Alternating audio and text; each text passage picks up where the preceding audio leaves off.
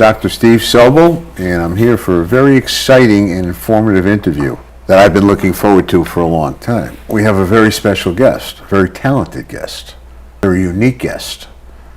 Her name is Sara DeGraff, and I'm going to have a conversation with Sara. You may call it an interview, but it's a conversation about her work, about her life, and a little bit about her future. So I'd ask you to listen carefully, if I may say that, and also enjoy the interview at the same time. And I will say this to you. She has books, just so you can plant that in your memory. So if you want to take a piece of her with you, that's a good way to do it. And this is an interview that's been granted to me as an honor. So we're going to start that process. Sara, how are you? I'm fine, and you? I'm doing pretty well. I'm honored for you to have me here today. I'm very honored to be here. I've made time for you, and you've made time for me, and we will give the audience something to enhance their life and to remember. And what is interesting about her, is multi-talented. People may call her a poet. I call her a creative genius. I call her a person of vision. One of the most positive people you'll meet, meaning that deep inside her, there's a well of positivity that has affected her whole life. And let's all remember, it's not always easy to be positive, and her work reflects many, many avenues of life and herself. So can you tell us and tell the audience how you see yourself as a poet, as a writer, as a singer? What would they call Sara DeGraff if they were sitting in one of these beautiful West Hartford restaurants and say, what does she do? They will say that she wears many hats. She wears many hats. Yes, because I started writing since I was about 14 years old. Yes. But at that time, writing was not something to be considered rewarding or in a way that will generate income. Okay. It was like a hobby. Right. So that's why, besides writing, I went to the university and then made sure that I graduated. And after I finished with I had many diplomas, so I decided now I could concentrate myself into, being a writer, because that's what I've always wanted to be and do. You seem excited when you talk about that. Yes, I am excited because it's a way of releasing myself, relieving stress, expressing myself, my emotions. And I think through my writings, people can really get to know me because I write without filter. Well, let me ask you this, without a filter. Yes. You let it go. Do you think you can enhance people's lives, some of our viewers, to get them to think about where they're going in their life and to appreciate the joys or the sadness? Because you're not a typical person in terms of the depth of the work you do. Is one of your goals to make people's lives better? Yes, because through my writing, that's why my first book is titled How to Dance with Life. Yeah, that really struck me. Yes, because I wanted to teach people how to make it in life. As I said in one of the interviews that I gave at that time, I thought by following all the rules that your life will get better. And then I realized that life is not always like straight, linear. Right. It's, it sometimes doesn't always follow an exact plan. Exactly. So like they say, you make plans and then God laughs. Oh, I used that quote today at a seminar. Yeah, so you have to always have a plan A and then plan B, because you never know what's going to happen. So me, at that time, I only had plan A, because I thought, hey, I'm going to be in America, and then I'll go to school and I'll graduate and I'll have my bachelor from Manhattan College, and then I went for my master's, and I did, I went to the UN, I did an internship, and I was like top 5 in my class, and I thought, hey, my life was going to be wonderful, and I was going to be making a lot of money. And then after a while, I'm like, you know what? It's not that you're wrong, but somewhere along the way you got lost. Something is missing. See, I get a special feeling about you that you've created less boundaries for yourself, and it's going to affect your work and your second book, which we'd like to know the title of, okay? You've got to boogie boogie until you die. Can you say that louder? Because they You've won't got believe what you just said. Boogie until Till you die. Yeah. Which is to say, you're dancing on this earth one time. I mean, no, not one time, because I believe in reincarnation. But this well, time that okay. you're dancing, you know, you've got to dance well. Right. And you have to boogie boogie, and you have to expect the unexpected, because life is not always like what you expect is going to happen. You know, like you make plans, as I said, God laughs, because we never know what's going to happen. So you have to be ready for anything and then deal with it. So there's a certain amount of advice that you give that spontaneity is a big word. You can be spontaneous in your life as well as planned. You have, but you have to be prepared. Prepared, okay. Yes, you have to be prepared, and you have to know that, like, be ready for anything, because anything can happen at any given moment. Well, the audience doesn't know, I interviewed you years ago, and there is a change. Deep inside, you're a little more kid-like, meaning, I'm going to fly that kite even if the wind isn't perfect. You have changed. Yeah. Am I right about that? Yeah, I have changed because, I mean, I have more experience now. I've been disappointed, and I've failed a few times, and I've learned from my failures. I mean, failures are not always the bad things. You know, sometimes they are lessons to be learned from them. So it's a Friday in Connecticut right now, okay? And my question is, I don't have to use the word exciting, but what type of meaningful things are you looking forward to in the next few days that you have made your mind up to say, I'm going to look forward to these things. I'm going to take advantage of these things in the good way. What I take advantage of during the weekend, I go to church. I go to Westminster Presbyterian Church, which is my church in West Hartford. So it's a good way to meet people and see people you have not seen for the week, or in my case for a month, because I have not been there for a month. And you socialize, and you meet people from all walks of life, and then for an hour or two, and then you go home, and then you feel fulfilled. Well, let me ask you this, with all that rosy disposition of yours. My definition of a negative person is a person that simply by leaving the room brightens up. So, and there are people out there that are inherently negative. They can rain on your parade. Do you avoid those people? What would you tell the audience? Are you gracious and courteous to those people? Or do you always say, there are enough positive people where I don't have to dwell on negativity? I can accept it, that's their thing, but I want to be around people that are positive, want to try things, and want to have good conversations, and want to be able to look at life in a certain way. So, do you surround yourself with the right people, and how important is that for your so-called energy level? I mean, it's good to surround yourself with positive people, but sometimes they can be fake people, because people who are smiling. They can be fake. They can be fake, yeah. They can be plastic. Exactly. They can be smiling all the time and then saying all the right things, but they're not real. And someone who appears to be negative is just crying for help. You know, there is something that's wrong. So you have to be around all kind of people, because sometimes you may be the help that they are seeking. See, here's my feeling about you, that you've had, since I've seen you, some peak-to-peak experiences. And what I mean by that is, she, or the audience, you climb a mountain peak, P-E-A-K, that you never thought you could do. Could be writing a book, could be nourishing and enjoying a relationship. It could be taking your health better. You climb that mountain peak. You never thought you could do it. And then it allows you to P-E-E-K over the next mountain peak. So give me some feelings of what I just said to you, how that relates to you, and if it doesn't, we'll move on.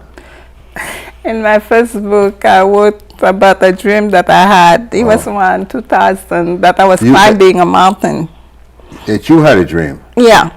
And it happened around 2000, and I was climbing a mountain, and then there were Wait, blood. you were actually climbing a mountain? Climbing a mountain, and there was that voice that told me in my dream, don't look back, you have to move forward no matter what happens. If you turn back, you will fall into a deep hole. Well, I'm glad you had that voice. And then my hands were bleeding, and I kept climbing. Yeah. And then I reached the top.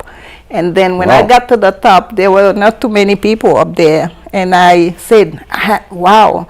There was a man waiting for me, you know, with a big, I mean, he was an African-American man with like an African outfit. Yeah. And then I got there. I said, not too many people got there. So I wanted to go back now, and then I woke up. So everything that happened in that dream has been the blueprint of my life. I can always go back to that dream to find out exactly where I am. So it's opened up PEEK. It's allowed you to see things in the future. Yeah. Saying, I want to try that. I want to do that.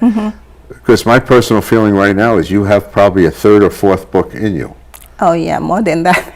Yeah, and then you're going to help people. You're not going to sell to people. You help people by saying, these are the books you need to nourish yourself, to read. Yes. See, I think reading is very important. I think it's very good for mental health. I think so too. You know, I think that people can read a lot of things. They don't have to share it, but it gives them a positive way to spend their time and a positive way to think, because one of the truths is you become what you think about.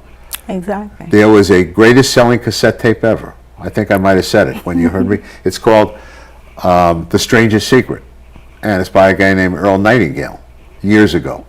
Not a great inspirational speaker, but his words were great. And the 6 key words are, you become what you think about. Question is, what do you think about? Yeah. And it seems to me there's been some changes in you. You're saying one thing that is limited, even though you believe in reincarnation, in this lifetime, this segment, is time is finite. What lays out there could be very glorious. Maybe there is no timeline, okay? But right now you're telling people that they're in charge of their time. They're in charge of their mind. Master of their own destiny, master of their own fate. Yes. Was that a chapter in one of the books? Yes. How did I know that? I haven't even read the book. The audience says, he must have read the book. No, I'm sorry, I did not read the book. But I know her. So I'm reading the book. So you say that again, because that is No, you are the powerful. master of your own fate, you know. Now, we talked about the mentality and perspective, and that's a lot of what you're about. Your books, are your books different? Is the second book different than the first? Yes. The first book is a book of essays called How to Dance with Life. It's the essays. Essays. And the second one is poems, a book of poems. Oh. And they are very sad, and they are very different from me because, as you can see, I'm a happy person. I'm laughing. And I believe you are. But my poetry, you know, is like very dark. So many people could not reconcile my book with the person that they think Okay. that I am. But as I said, it's like when I'm writing, I go to that sad part of me. Yeah. Do you have any favorite poets? Yes, I have Khalil Gibran, who's Oh. from Lebanon. Yeah. And then I read that Persian poet called Rumi from way back. And So those these have are been- my favorites. Those have been influences on you. Yeah, and also the French poets like Lamartine, the French literature. I nod my head knowingly. I've heard of each one of them. I don't know them intimately. But those are things that you make time for in terms of reading, Yes. nourishing your soul. Yeah. People are going to be very interested because they say, oh, she's upbeat, she's got this and that. You take care of yourself in a way that you're happy with now physically? I think I could be doing more. I'm at the point of my life now, I'm not really satisfied because I thought that with all my background I could be further, and I feel kind of stuck of where I am. I'm trying to get out of it. Yeah. Because my life, I thought I was gonna be, I mean, I worked for the UN before, but I thought I was Yeah. gonna be in Africa somewhere. Right. Riding the, you know, being in the safari and being in South Korea, doing my film because Okay. I would like to make movies. But right now it's just things are not working out the way that I had them planned. And I'm a little bit not too happy with my life right now where I am. And one of the things that I have learned is that when people want to think about things, clear their head, there's some old advice that's so simple. I always say, go for a walk. Do you go for a walk? Do you walk and just say, I'm going to think about this? Do you get out of your dwelling wherever you live and just think about this? And it could be in any sort of weather. I think walking cleans the brain as well as moves the feet. I do sometimes when I was in New York, because I grew up in New York. I grew up in Jamaica, Queens, and then moved to Long Island. And I know the Jamaica train station very well. It's a busy place. And I went to university for my bachelor. I went to Manhattan College, so I had to take several trains. So whether or not I wanted to, I had to, walk. But in Connecticut, it's like really difficult. So I'm always driving. If I have to go somewhere, I have to get my car and then drive and then come back. It's a different lifestyle than New York. Well, some things are tough to adjust to. Yeah. Some things are tough to adjust to. After I moved from Africa, I was in Africa for a while. I came back from Africa and I moved to Connecticut a year later. I was very happy because the trees and I felt as if I were in Africa. It was like a substitute from being in Africa. And but right now I kind of miss New York because that's where I grew up. I call you, as I speak to you, I would call you a guiding light. And I think that the people who are watching a cable TV show, to their benefit, if they ever wanted to contact you and say, hey, look, I saw you on TV. I'd like to kind of step into your world to help my world, meaning their world. Are you available to talk to meet with? Yes. And I know you didn't expect me to ask that question, but I am. I would be available, but I believe in myself. You think so highly of me. I do think highly of you. Yeah, so I'm very grateful for that. I could think of 5 people right now that should sit and talk to you and even pay you for a coaching session. Really? Let's go back to saying you never know what you can do until you try. That stuff knocks on the door that you didn't need to predict. Yeah. And you may be available to help people, not only through your writing and your work, but the overall thing is, look at the immense amount of things that you've done that may not have worked out perfectly, but they've worked out. The word perfect is very dangerous, okay? There is no perfection. No, and perfection leads to procrastination, which leads to paralysis. So you don't need to be perfect, but there's things that may not have worked out, as you said, to the exact degree you wanted to, but you seem to have, and I don't know where you get it. I don't have to know where you get it, but but you can affect people. That you need to get, life will knock you down, but it doesn't have to knock you out. And you haven't been knocked out from what I'm looking at. You've been down, but you've not been out. Down on one knee, like a boxer, and Yeah. they said, all right, can you go on?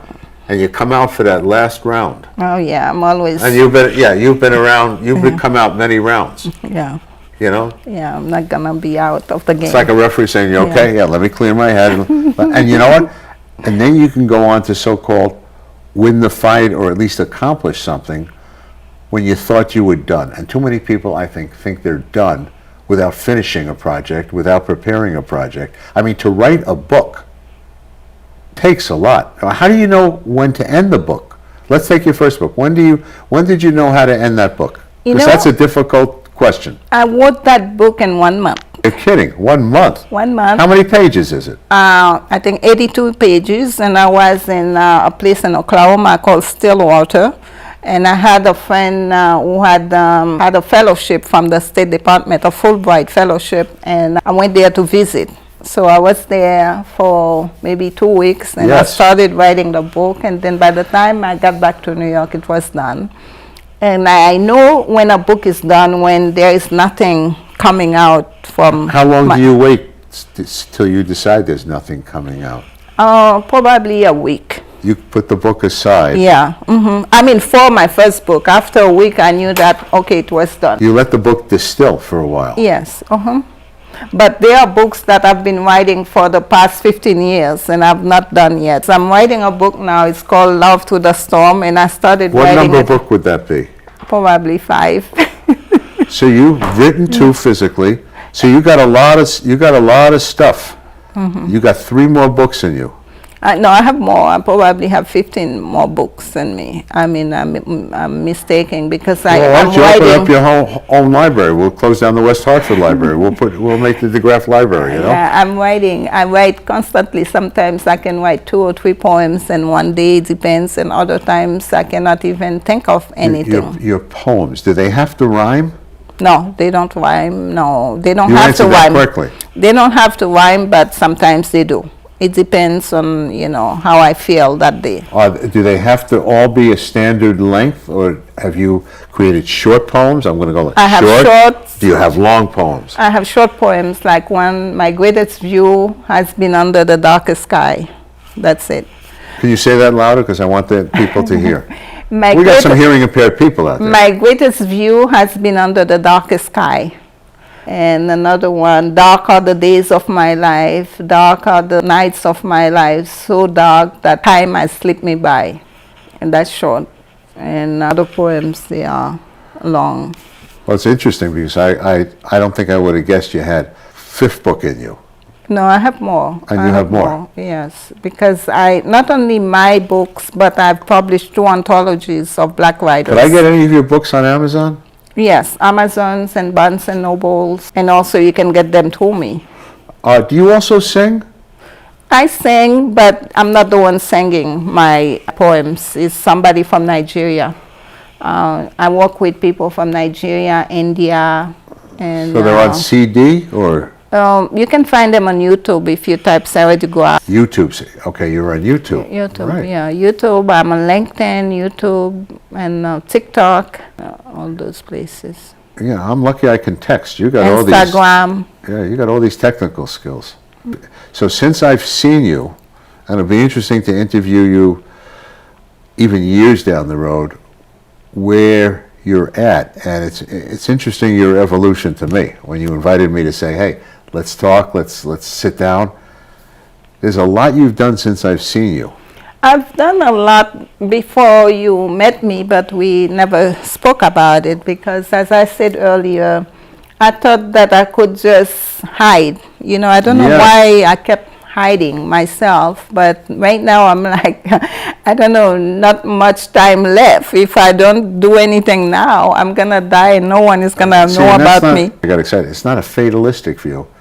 It's a realistic view saying, let's dance now, let's talk now, let's do what we got to do. There's no such thing as perfection. My father was a watercolor artist, and one thing he said to me, and he's been gone, at least in this lifetime for years, is that he was never afraid to paint his feelings.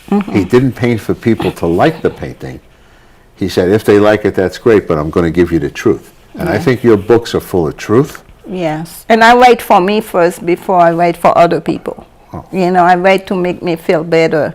And sometimes I write, it's like automatic writing. I can write something now and then I go a day or two, I read it, and then I said, did I write that?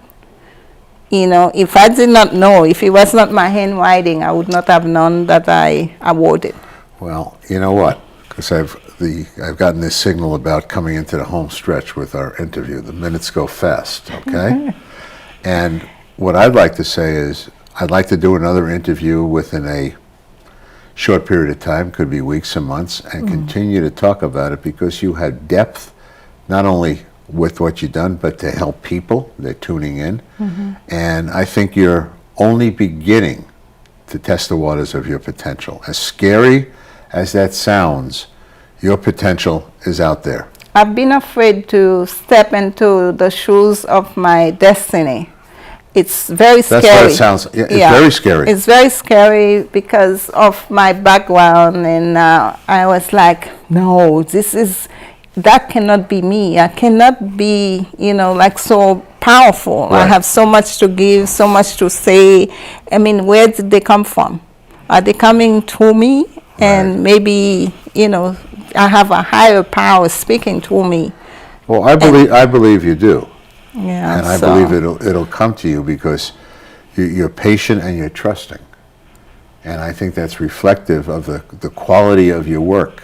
Yes. And there might be other things that you do in terms of how the poetry changes and how the stories change. And maybe some special people are going to be coming into your life that are going to be influencing your writing, because you have a lot to give. You have a lot of thought to give. You have a lot of love to give. You have a lot to give in terms of confidence with people. And I think knowing that age is a number, whatever age we are, okay? I just turned 22, is not really as important as letting your brain, while you're healthy enough to do it, continue to work. And that's what I'm counting on you doing, is continuing to work and make your environment a better place. But you're going to be a world shaper. Thank you. And you know what? Where you end up in terms of living and everything else, I'm not saying a final destination, is going to be very, very interesting. Thank you. And I have to thank you for that, because the day I took your seminar in Hartford, that day changed my life, because I was like going from room to room, and then I got into your room, and then I sat there, and my life was never the same. Thank you. And So you know, that's it's interesting, because one of the people in my life happens to be a basketball player that I brought along, a pro player, said, "You're the difference maker." And I put it on a business card. I said, I was looking for something on a business card. So thank you for that too. Yeah. And I guess through this station, people can contact you, can contact me. This is not about me, this is about you. I want to thank Sara for being here. Thank you. All right, and influencing me, although she may not think that. And I want to thank the audience for spending the time and going the distance with us in what may prove to be, for the audience, a very important part of their day that's going to affect their future. So thank you, thank you, thank you. Thank you for having us. And we say that with love and gratitude.